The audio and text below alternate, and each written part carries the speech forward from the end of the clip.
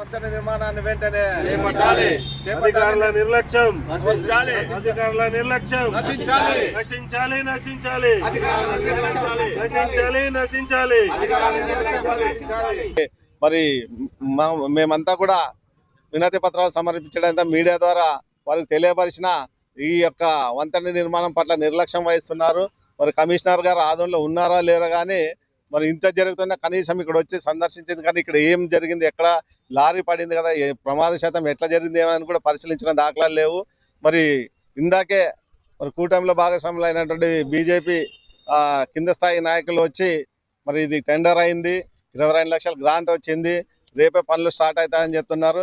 మరి ఈ ఆదంలోన సంబంధిత మున్సిపల్ అధికారులు కమిషనర్ గారు ఉన్నారా లేదా ప్రజాప్రతినిధులు ఉన్నారా లేదా, మన ఆదోనికి ఎమ్మెల్యే గారు ఉన్నారు, ఎమ్మెల్సీ గారు ఉన్నారు, కూటమిలో భాగస్వామ్య ప్రజాప్రతినిధులు ఉన్నారు. మరి వీళ్ళంతా ఉన్నారా లేదా, ఆదోని పట్ల వాళ్ళకి ఏమాత్రం చిత్తశుద్ధి ఉన్నా ఇలాంటి ప్రమాదాలు జరగకుండా నివారించాలని చెప్పి మరి మేము డిమాండ్ చేస్తూ హెచ్చరిస్తున్నాము. మరి ఈ యొక్క వంతెన నిర్మాణం చేపట్టేంత వరకు కూడా మరి సిపిఐ ఆధ్వర్యంలో చేపట్టినటువంటి రిలే నిరాహార దీక్షను ఇలాగే కొనసాగిస్తామని చెప్పి డిమాండ్ చేస్తున్నాము. నా పేరు టి వీరేష్, ఆదోని సిపిఐ పట్టణ కార్యదర్శి. అదే 22 లక్షలు గ్రాంట్ వచ్చింది మున్సిపాలిటీకి సంబంధించి, పనుల్లో టెండర్ కూడా ఓపెన్ అవుతుంది, వర్క్ స్టార్ట్ అవుతుందని చెప్తున్నారు. వాళ్ళు పార్టీలో ఒక కూటమిలో ఒక పార్టీ కింద స్థాయి నాయకులు. మరి దీనికి ప్రజాప్రతినిధులు ఎవరైనా వచ్చి అధికారులు వచ్చి దీన్ని పరిశీలించి చేసేదానికి ఒక అర్థం ఉంటుంది. మరి వెంటనే అధికారులు స్పందించి రాకపోతే రేపు ఖచ్చితంగా రాబోయే రోజుల్లో మున్సిపల్ ఆఫీస్ దిగ్బంధం కానీ లేదా సంబంధిత ప్రజాప్రతినిధుల ఇళ్లను కూడా ముట్టడిస్తాము. మరి ఈ యొక్క సమస్యను పరిష్కరించేంత వరకు కూడా మేమైతే వదలం. అయితే ఇప్పుడు మీరు చెప్పినట్లు విధంగా అయితే అంటే ఎటువంటి హెచ్చరిక బోర్డులు లేవని చెప్పేసి అన్నారు. అవును, కానీ హెచ్చరిక బోర్డులు అంటే హెచ్చరిక బోర్డులు ఎన్హెచ్ఎల్ పెట్టలేదు కాబట్టి వాళ్ళు పొరపాటు బీజేపీ నాయకులు హెచ్చరిక బోర్డులు మళ్ళీ వాళ్ళు అలర్ట్ చేయాల్సింది కూడా ఎవరు, ప్రజాప్రతినిధులు అధికారులే కదా. ఆదోన్లో ప్రధాన ఎన్హెచ్ రోడ్ అంటే అది ప్రధాన రోడ్డు, దానికి లింక్ అయిన ఈ కాలనీ ఉన్నాయి, ఇవన్నీ కూడా మున్సిపాలిటీ పరిధిలోకి రాదా, మున్సిపాలిటీ కదా చేయాల్సి ఉంది. కాబట్టి మరి మున్సిపాలిటీ దాని మీద చేసుకోవాలి కదా. అది ఎన్హెచ్ది మెయిన్ రోడ్ ఉంది, దానికి లింక్ అయింది కదా, దీన్ని చూసుకోవాల్సిన బాధ్యత మరి మున్సిపల్ అధికారులది, మరి మన స్థానిక ప్రజాప్రతినిధులదే కదా. కాబట్టి దీని మీద వాళ్ళు శ్రద్ధ తీసుకుని దీన్ని ఖచ్చితంగా నిర్మాణం చేపట్టేంత వరకు కూడా మేము వదలం. అంటే ఈ నిర్మాణ పనులు ఎప్పటి నుంచి మొదలు పెడతాం, వాళ్ళు ఎప్పుడు పట్టినా అప్పటి వరకు మేమైతే ఇట్లా దీక్షలకు వచ్చాం. వాళ్ళు పట్టేంత వరకు కూడా ఒకవేళ వాళ్ళు ఇప్పుడు కూడా నిర్లక్ష్యం చేస్తే మేము ప్రజాస్వామ్య పద్ధతిలో ఏ ఉద్యమాలు చేయాలో అటు మాత్రం ఖచ్చితంగా చేస్తాం. కూటమి నాయకులు అయితే ఎవరు లేదు, బీజేపీకి సంబంధించి కింద స్థాయి లేదు, ఎవరు రాలేదు. అయితే అంటే మీరు చేస్తున్న ఈ ఉద్యమం అయితే ఇట్లానే కొనసాగుతూనే ఉంటుందంటారు? ఖచ్చితంగా కొనసాగుతుంది. మరి ప్రజల పక్షాన ఉన్నాము, ప్రజలకి హానికరంగా ఉంది, ప్రజలు నష్టపోతారు, ప్రాణ నష్టం జరుగుతుందని తెలిసి కూడా ఉండే మేము కమ్యూనిస్ట్ పార్టీకి అయితే మేము చూస్తూ ఉండలేము. మరి మా ఉద్యమానికి కూడా ఈరోజు కాంగ్రెస్ పార్టీకి సంబంధించినటువంటి ఇన్ఛార్జ్ దిలీప్ గారు కూడా సాంఘీభావం తెలపడం జరిగింది.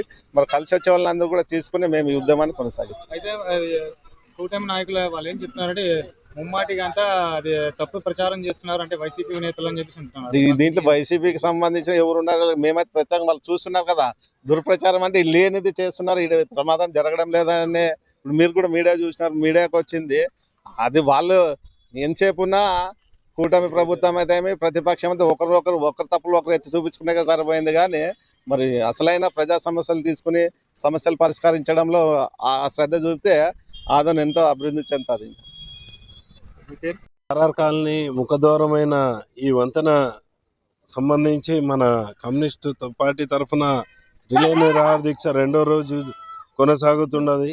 ఇది ప్రజల కోసం చేసే ఉద్యమం తప్ప ఎవరు స్వలాభం కోసం కాదు, ఇంకొక పార్టీని ఉద్దేశించి కాదు. ఇక్కడ ఉండే సమస్యని గుర్తించాల అధికారులు, అధికారంలో ఉండేవాళ్ళు దీన్ని గుర్తించి దీన్ని మరమ్మతు చేసి ఇక్కడ ఏది ప్రాణహాని జరగకున్నట్లు చూసుకునే బాధ్యత ప్రజా ప్రతినిధులది మళ్ళీ అధికారులది ఉందని, అందుకే వాళ్ళు గమనించడం లేదని చెప్పి నిరాహార దీక్ష చేయడం జరుగుతుంది.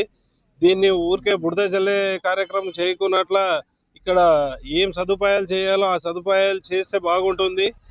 ఈ రిలే నిరాహార దీక్ష ఉద్దేశం అయితే మంచి ఉద్దేశమే. వీళ్ళు ప్రజల కోసం పోరాడుతున్నారు తప్ప వీళ్ళ స్వలాభం కోసం కాదు.